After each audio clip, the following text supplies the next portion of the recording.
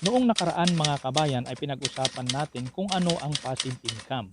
Ngayon naman mga kabayan ay pag-uusapan natin kung ano ang side hustle.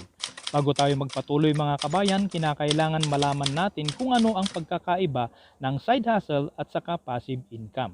Ito na pong pagkakaiba. Pag sinabi nating side hustle, ito po yung sideline natin. Pag sinabi nating sideline, ito po ay pinagtatrabahuan natin kapalit ang ating oras para kumita tayo ng pera at kinakailangan nating mag-effort at kinakailangan nating mag-focus para gumanda-ganda yung kita natin dito sa side hustle.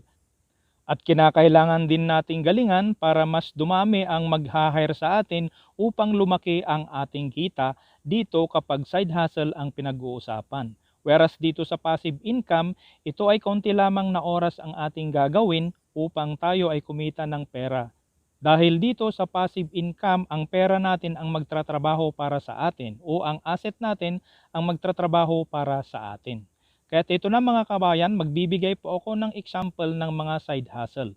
Ang magandang side hustle na ating gagawin mga kabayan, kagaya ko, kung ikaw ay isang YouTuber, pwede mo nang i-offer ang iyong video editing, photographing, at saka pagka-videographer mo. Kaya yung skills na yan ay pwede mong i-offer sa mga malalaking YouTuber dahil sila ay kumukuha ng kanilang mga editor, videographer, at photographer.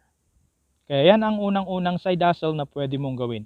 Pangalawa, kung ikaw ay professional, kung ikaw ay teacher, pwede ka nang gumawa ng sarili mong tutorial, lalong-lalo na kung ikaw ay master mo ang mathematics, English, at saka sciences subject.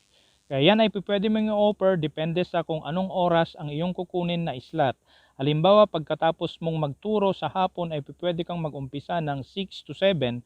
Sa isang oras na yan, kung makasingil ka ng 500 kada isang pupils, ibig sabihin kung may dalawa kang estudyante sa isang oras ay kikita ka ng 1,000.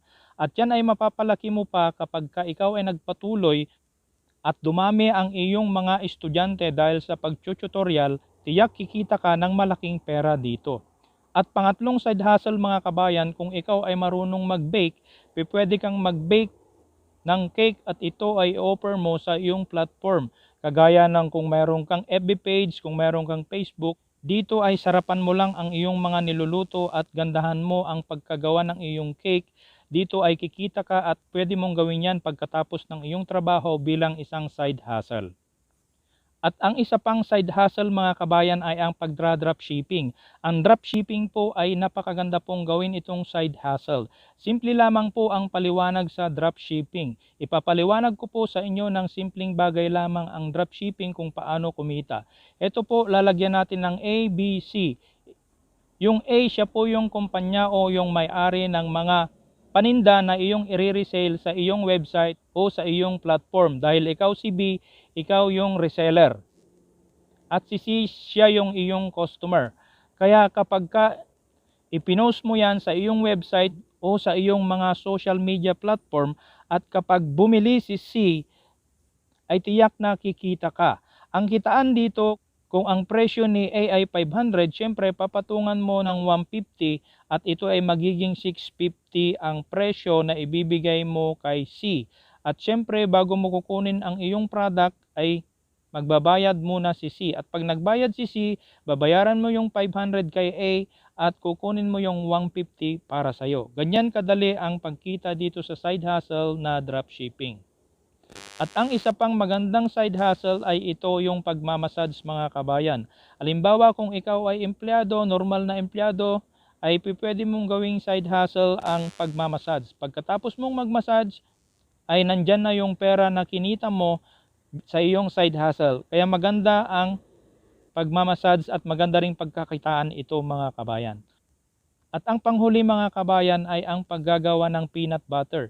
Dahil madali lang namang gawin ang paggagawa ng peanut butter at tiyak na kayang-kaya mong gawin yan, iyan ay pwede mong gawin na side hustle.